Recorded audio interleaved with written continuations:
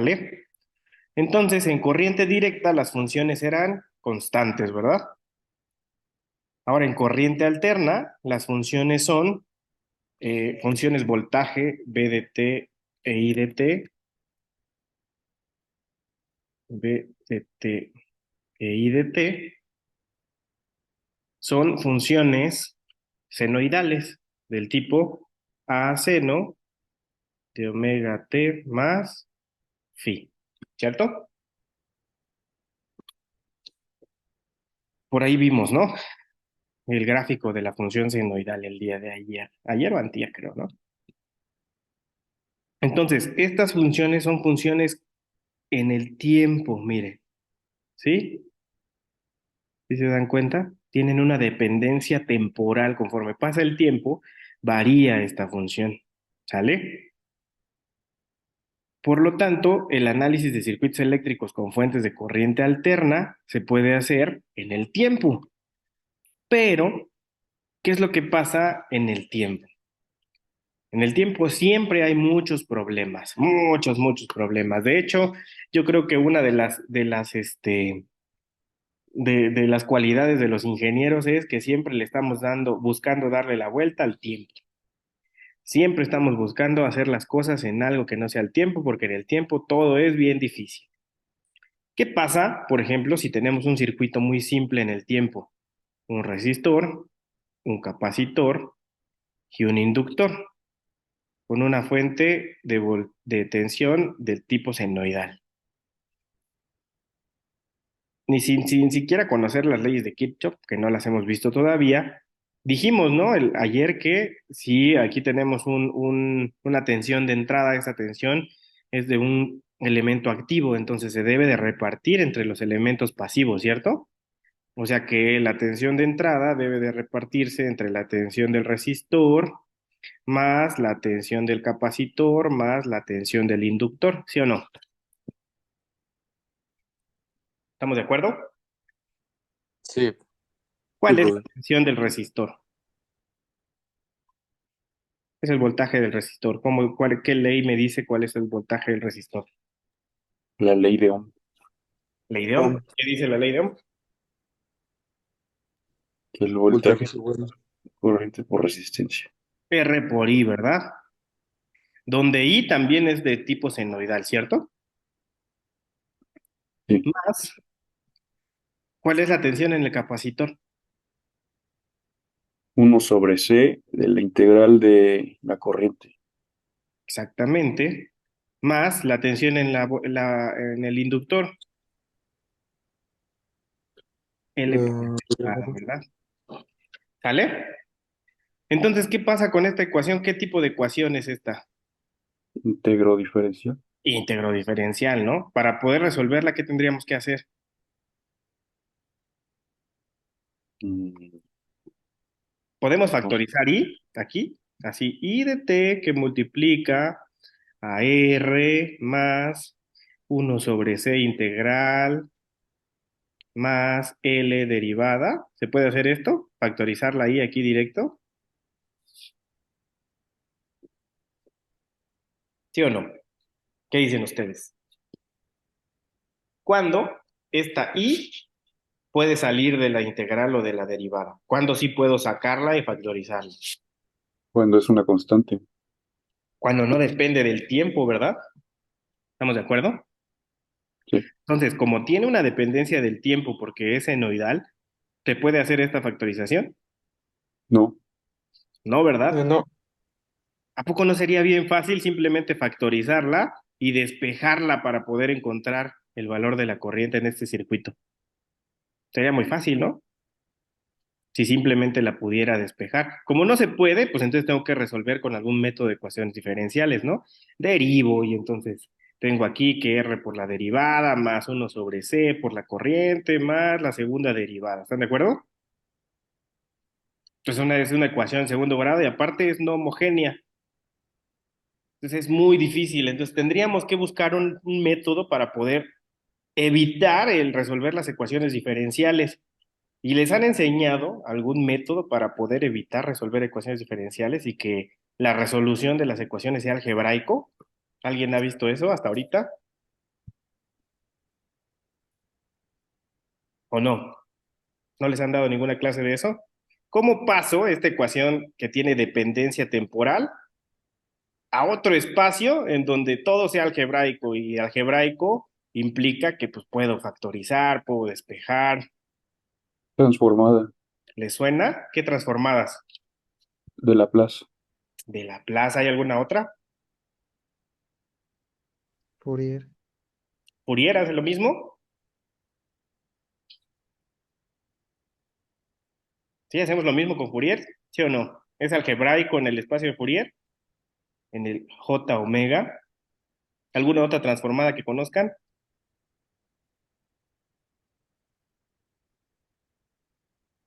La transformada Z. Z también, ¿no? Hay otras, ¿no? Hay varias. De hecho, pues estas son transformadas, o sea, son transformaciones lineales de kernel exponenciales, llaman, si se acuerdan, ¿no? Es la integral de e a la, por ejemplo, la de Laplace, ¿cómo es? Menos st por f de t, ¿no?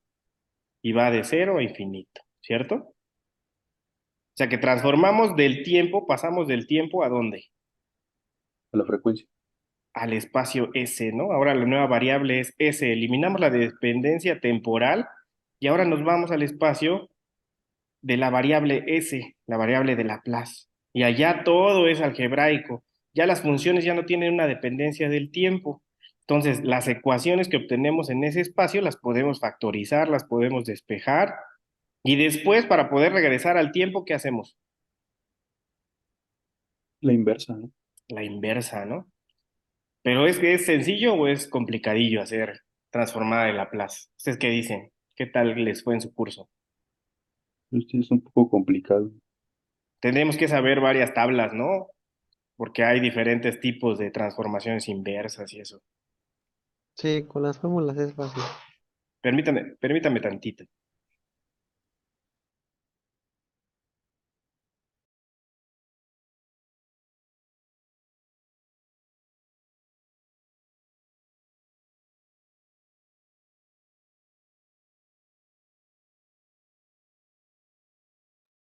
Muy bien. Entonces, ¿qué pasa si les digo que hay una transformación? Hay una transformación que es mucho más fácil de aplicar, que me permite transformar una función en el tiempo a otro espacio, ¿sí? Pero que es mucho más fácil que aplicar la transformada de Laplace, la transformada de Fourier o la transformada Z. Estaría todo dar, ¿no? Si es mucho más fácil que aplicar estas integrales y tablas, debe de ser mucho más fácil, ¿sí o no? Sí. Sí. ¿No? Y ya se acordaron cuál es. ¿Cuál es esta transformación que me ayuda a pasar del tiempo a un espacio donde todo es algebraico y es mucho más fácil realizar las operaciones de este tipo de ecuaciones? ¿Cuál es? Es un isomorfismo, es una transformación que me permite ir de un espacio a otro. En este caso, este isomorfismo me lleva al espacio de los números que Complejos. complejos, ¿verdad? ¿Sí se acuerdan? Sí, Esta es, profe. esta es una transformación como Laplace, como Fourier, ¿sí? Pero es mucho más sencilla, ¿a poco no? ¿Qué tiene que hacer uno para transformar del tiempo a los complejos? Obviamente tiene sus limitantes, ¿no? Porque solamente se aplica para funciones que son senoidales, ¿cierto? Pero pues en el contexto en el que nosotros trabajamos, en circuitos eléctricos, en corriente alterna, pues todas las funciones son senoidales, todos los voltajes, todas las corrientes, todas las tensiones, ¿no? Entonces, pues este isomorfismo es bidireccional, ¿sí? Es el indicado y es el más sencillo, ¿no? O sea, que es el método más sencillo para poder resolver este tipo de ecuaciones íntegro diferenciales en el tiempo, ¿no? Porque se complica el asunto, ¿no? Ahorita puse un circuito muy sencillo donde solamente tenemos una malla, pero ¿qué pasa si ahora el circuito tiene tres mallas? ¿Cuántas ecuaciones íntegro diferenciales vamos a tener? 3, ¿no, profe?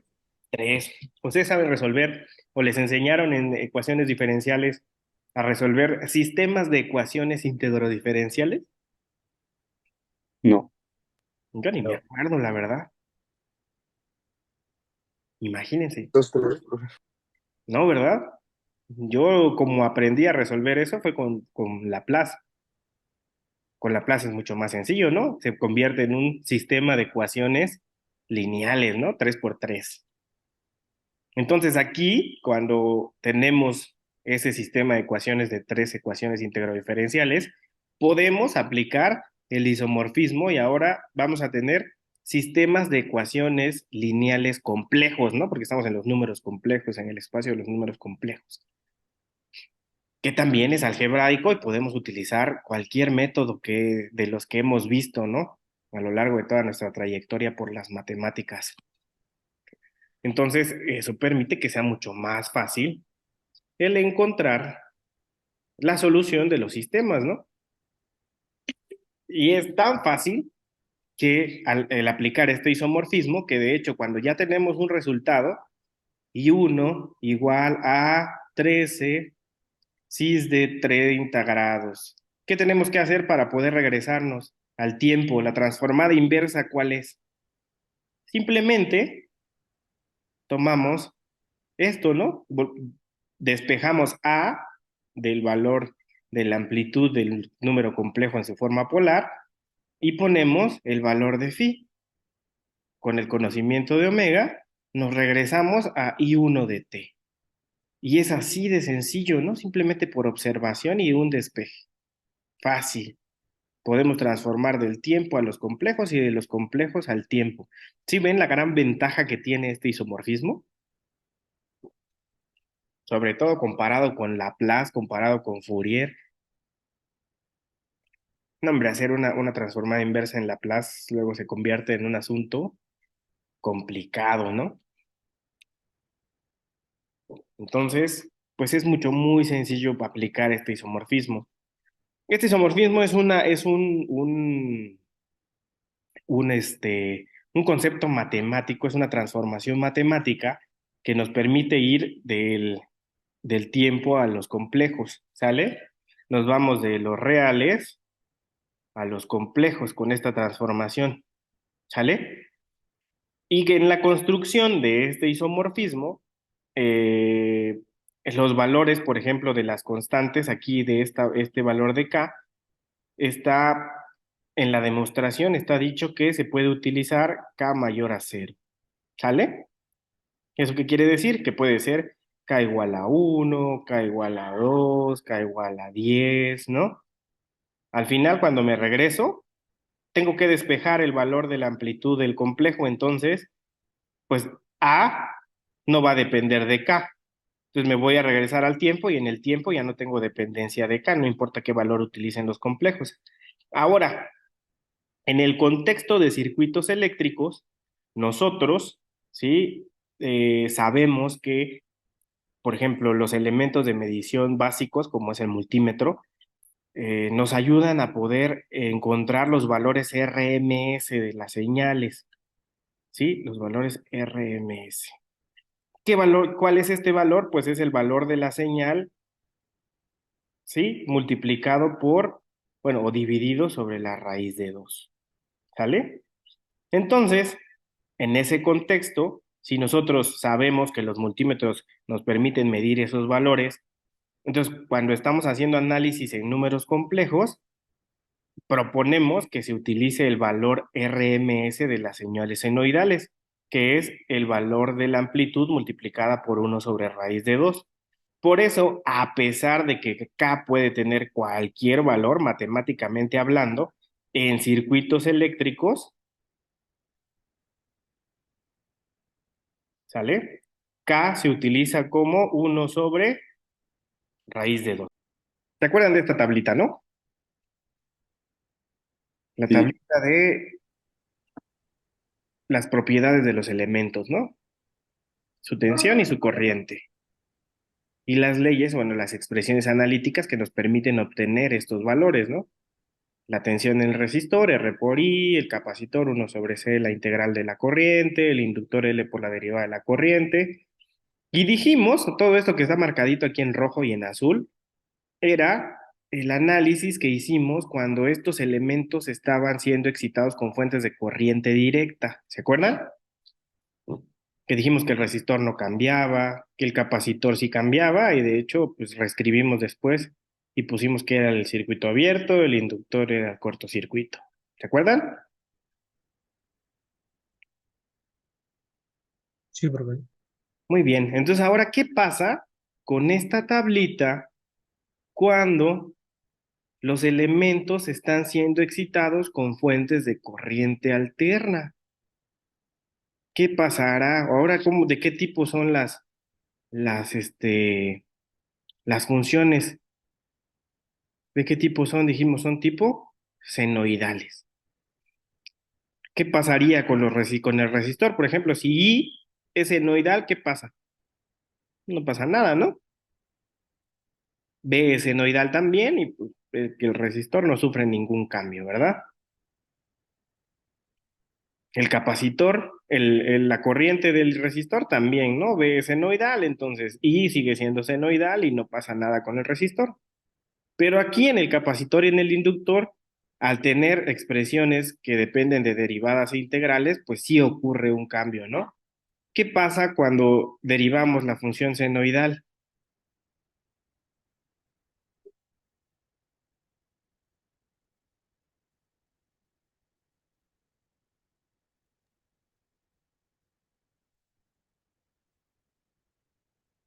¿Qué obtenemos al derivar una función senoidal? Un coseno. Un coseno, ¿cierto? Pero la función coseno y la función seno se parece o no? Bueno, está desfasada a 90 grados, ¿no? Desfasadas 90 grados, ¿no? O sea que podríamos reescribir esa función cosenoidal como senoidal, ¿no? Y regresar a una función del tipo senoidal. Aunque derivemos una función senoidal, el resultado lo podemos escribir como otra función senoidal. Al integrarla pasa lo mismo, ¿no? Porque se convierte en un coseno, pero ese coseno lo podemos transformar en seno. ¿Estamos de acuerdo?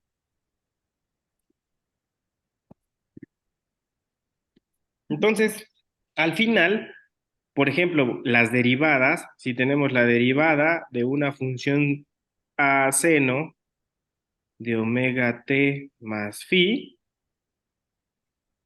¿sí? Vamos a obtener una función senoidal, pero que va a ser ¿de qué tipo? ¿Se acuerdan? ¿Cómo es la derivada de esta función?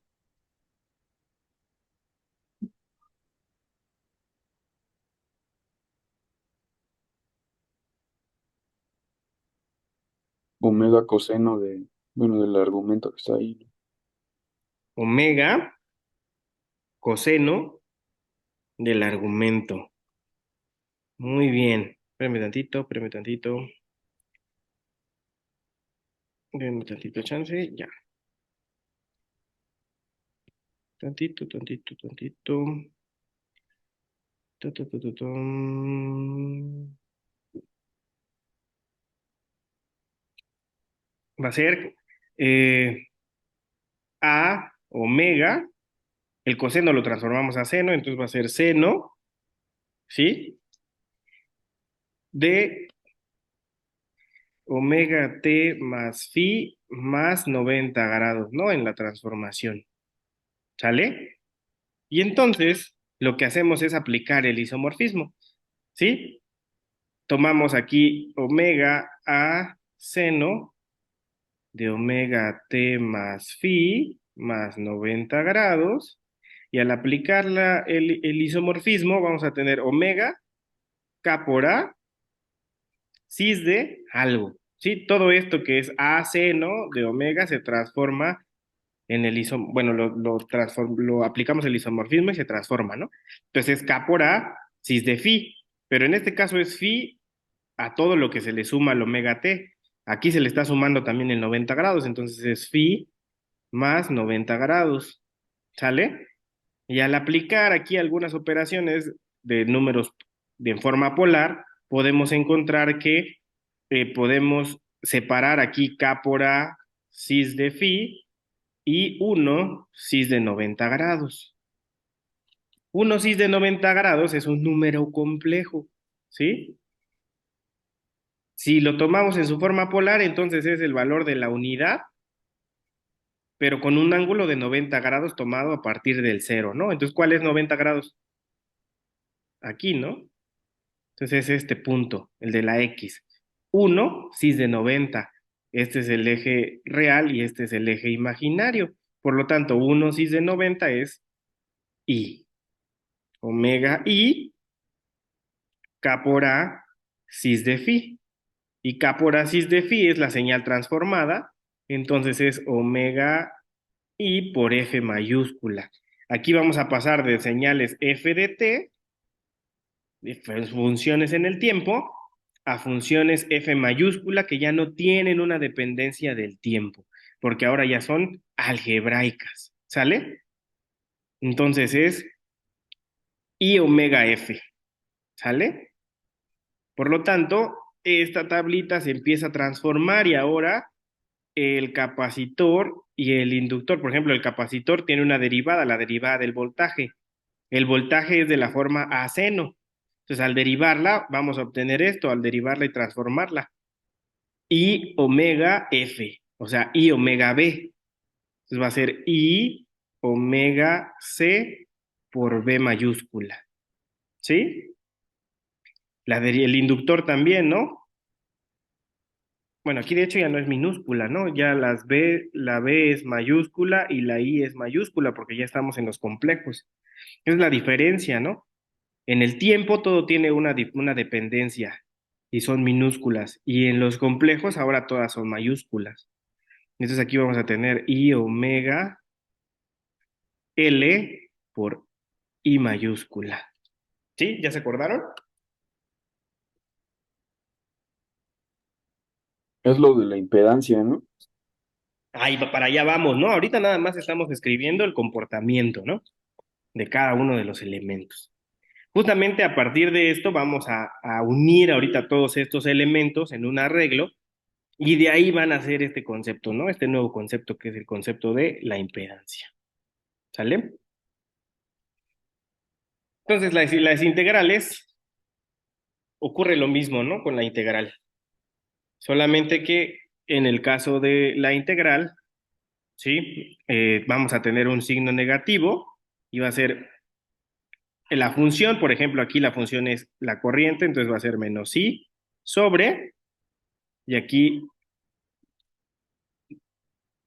vamos a tener menos i por i mayúscula sobre omega c, ¿sale? Y aquí va a ser menos i por b mayúscula sobre omega l, ¿sale? Ahora, por acuerdo de academia, a partir del siguiente semestre estamos ya usando la notación i en lugar de j.